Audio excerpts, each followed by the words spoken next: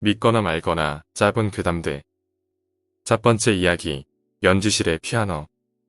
첼로를 전공하는 3학년 선배가 연주실에 악기를 놔두고 와서 방과 후에 가지러 갔다고 합니다.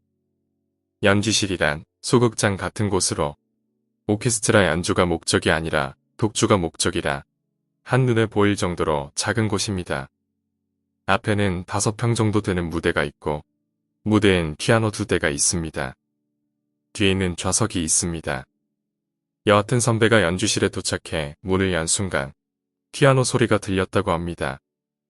리스트의 라 캠파넬라였습니다. 원래 파가니니가 바이올린 곡으로 작곡했지만 후에 리스트가 피아노 곡으로 편곡하여 유명해진 곡이죠. 상당한 실력이 있어야 가능한 곡이기도 합니다. 선배는 먼저 들어가서 연습하는 사람이 있었구나 하고 대수롭지 않게 생각했는데 연주실에 들어가니 피아노가 또 그쳤다고 합니다. 연주실엔 아무도 없었고 말이죠. 연주실 구조가 닫힌 구조라서 피아노를 치고 있었다면 도저히 숨을 데가 없는 곳입니다. 상당한 실력이어서 누군가 보려고 했는데 연주실을 살펴봐도 아무도 없었다고 합니다. 선배가 갑자기 소름이 끼쳐 내가 다른 곳에서 나는 소리를 잘못 들었겠지 생각하고 바로 나왔는데 문을 닫는 순간 바로 피아노 소리가 들렸다고 합니다. 아까 연주가 끊긴 부분부터 말입니다. 두 번째 이야기, 방송실의 장난. 방송부에 속해 있는 국악과 3학년 선배가 겪은 일입니다. 국악실에 빈자리가 없어서 방송실에서 연습하고 있었답니다. 원래 규칙에는 안 되지만 3학년이라 방송부에서 아무도 터치할 수 없었기 때문입니다. 방해받는 걸 싫어해서 문까지 잠그고 연습 중이었는데 갑자기 핸드폰으로 문자가 왔다고 합니다.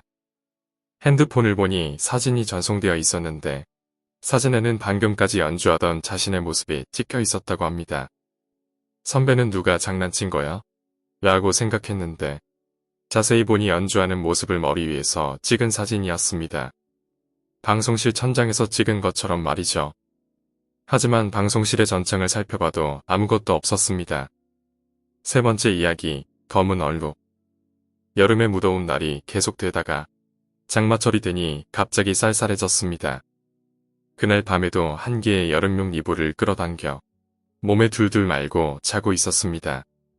한참 잠에 취해서 허리까지 내려간 이불을 목까지 당겨 올렸습니다. 그런데 오른쪽 발에 뭔가가 걸려있는지 이불 한쪽이 올라오지 않았습니다. 좀 더 힘을 주어 확 당겨봤습니다.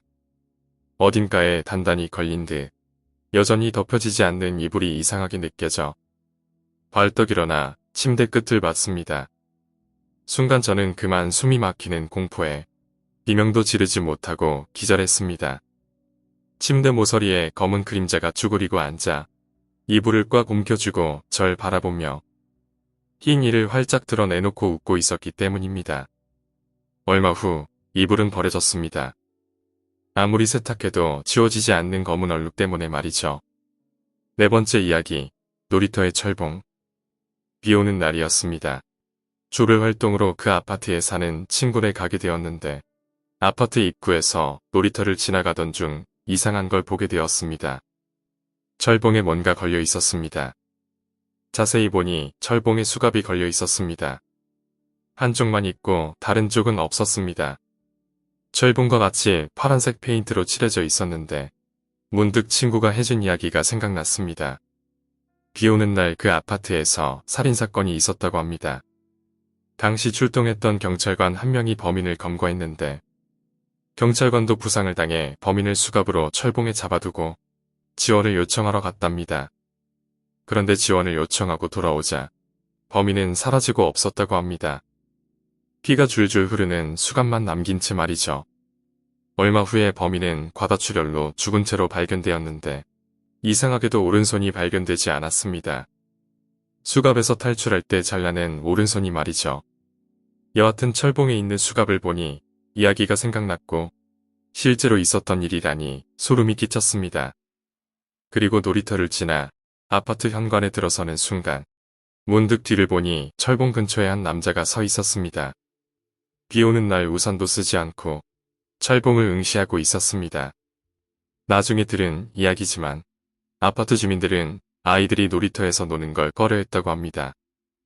놀이터에서 손이 기어다닌다든지 죽은 범인이 다시 나타나 아이들을 쳐다본다든지 그런 기분 나쁜 소문이 돌았기 때문일까요? 혹시 그 아파트 놀이터의 철봉에서 수갑을 보신 다른 분이 계신지 궁금합니다. 제가 본 건 정말 죽은 범인이었을까요? 5번째 이야기, 무더운 여름. 무더운 여름의 어느 날이었습니다. 저희 집은 방이 2개인데 큰 방에선 저와 어머니가 자고 작은 방에선 언니가 자곤 했습니다. 그런데 여름이 되자 큰 방이 너무 더워서 바람이 잘 들어오는 작은 방에서 자기로 했습니다. 작은 방에서 자던 언니는 거실에서 자기로 했습니다. 그런데 작은 방에는 침대가 없어서 큰 방에 있는 침대를 옮겨야 했습니다. 여자 셋이서 큰 침대를 옮기려니 너무 힘들었습니다. 침대를 옮기고 나니 온몸이 피곤했고 그대로 잠이 들었습니다. 한참 자고 있는데 갑자기 눈이 떠졌습니다. 등 뒤에서 한기가 느껴져서 뒤를 돌아보니 어머니께서 등을 돌린 채 주무시고 계셨습니다. 저는 벽을 보고 자고 있었습니다. 그런데 어머니 뒤로 보이는 부엌에 누군가 서 있었습니다. 처음에는 언니라고 생각했는데 자세히 보니 언니가 아닌 낯선 사람이었습니다. 게다가 그 사람은 공중에 떠 있었습니다. 이윽고 천천히 저를 향해 다가오고 있었습니다. 저는 무서워져서 엄마를 불렀는데 엄마는 깨어나지 않았고 저는 공포에 질려 눈을 질끈 감으며 엄마를 안았습니다. 몇 초 후 눈을 뜨자 그 사람은 사라지고 없었습니다. 다행이다. 그렇게 안심한 순간 제가 아는 사람은 엄마가 아니었습니다. 엄마가 아닌 긴 머리의 여자를 안고 있었습니다. 어느새 바뀌어 버린 걸까요? 처음부터 엄마가 아니었을까요? 그렇게 겁에 질린 채 아무 말도 못하고 있는데 제가 뒤에서 아는 여자가 고개를 돌리기 시작했습니다. 긴 머리에 가려져 있던 얼굴이 점점 보이기 시작했는데 얼굴이 온통 피투성이었습니다. 게다가 목만 돌아가 절 바라봤습니다. 이윽고 여자는 절 보고 웃었고 뭔가 말하려는 순간 엄마가 저를 깨우셨습니다. 저는 온 몸이 땀에 젖어 있었고 그대로 엄마에게 안겨서 울며 잠들었습니다. 다음 날 아침, 저는 어제 밤에 있었던 일을 엄마와 언니한테 이야기했는데 엄마가 갑자기 표정이 굳어지며 숟가락을 떨어뜨렸습니다. 어제 나는 작은 방에서 앉았는데 6번째 이야기, 이상한 느낌. 항상 잠이 깊게 들지 않는 체질이라 사소한 반응에도 잠에서 깨곤 하는데 그날은 왠지 발밑에서 이불이 스치는 느낌이 들었습니다.